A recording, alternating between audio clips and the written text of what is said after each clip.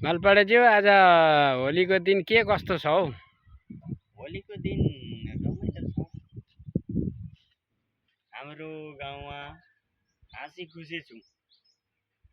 अनि हामी आज साथीभाइ बसेर रमाइलो पनि गर्दैछौँ र गरेको पनि छैनौँ। होली कसरी मनाइँदैछ? एकदम होलीको दिन एकदम रमाइलो मनाइन्छ। ए अनि के छ यो बगानभित्रको हालखबर चाहिँ? यो बगान हाल खबर चाहिँ अहिले सरसफाइ चाहिँ राम्रै छ। अब मेरो घर पछाडि भनेको नाला नाली सबै कुरो सफा छ। यो त बगानले गरेको होला नि त सरसफाइ त? होइन, बगानले गरे पनि हाम्रै बाटो हो, हाम्रै निका हो, होइन? बगानले मात्रै भन्ने कुरा आएन।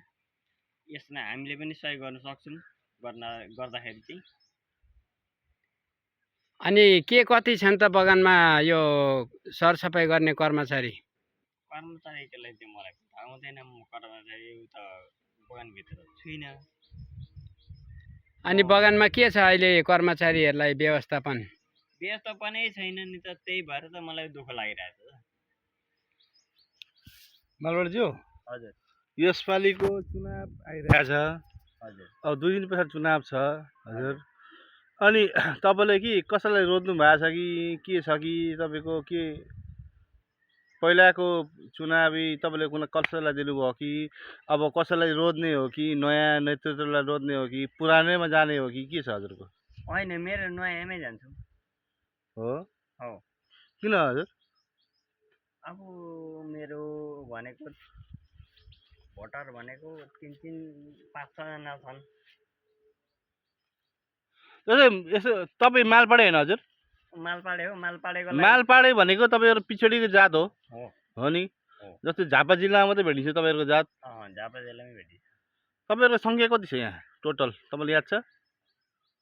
1165 टोटल मतलब केटाकेटी लिएर मिलाएर बुढाबुढीसम्म। अनि त्यसमा भोटर्सहरू कति होला याद छ तपाईँलाई? त्यही 1000 चाहिँ भेटिन्छ होला। 65 चाहिँ नानी केटाकेटी। मिनिमम 800 लिउँ न, कोही बाहिर पनि गएको होला नि के होला। 800 लिउँ, ठिकै छ। तपाईँहरूको के गुनासो केही छ? नि गुनासो हामीले। के गुनासो भन्नुहोस्, पोख्नुहोस्। अब हाम्रो गुनासो चाहिँ के छ भनेदेखि हामी मालपाडे यति मात्रै छौँ, यतिले चाहिँ केही पनि हामीले केही नपाउने भत्ताहरू भन्ने कुरो हामीलाई। कस्तो मतलब भत्ता भन्नाले कस्तो मतलब? संरक्षण भएन।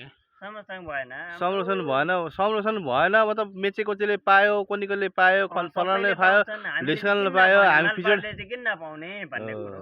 त्यो तपाईँहरूको सही सकारात्मक कुरा हो।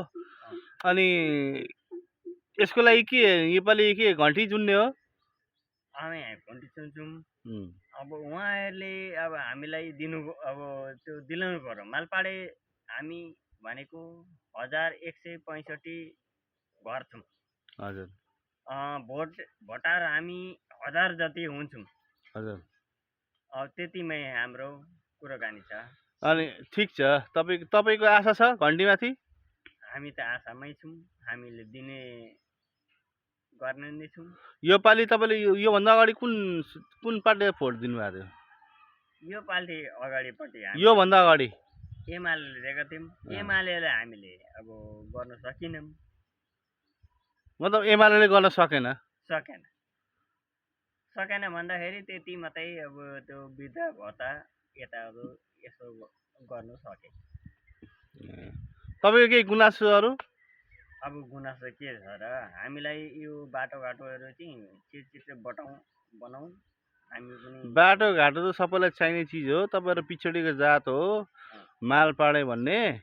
त्यो माल सबैले अरू जातले भत्ता खाइरहेछ, तपाईँहरूको भत्ता आएको छैन। त्यसमा तपाईँहरूको गुनासो हो, तपाईँले गुनासो त्यसमा पोख्नु पर्यो नि त। हो त, मेन कुरो त्यही हो नि तपाईँहरूको। अब यसपालिको भोटमा यसपालिको तपाईँले के गर्न सक्नुहुन्छ? मालपाडेहरूको अब तपाईँहरूले गर्न सक्नुहुन्छ भने गरिदिनुहोस्।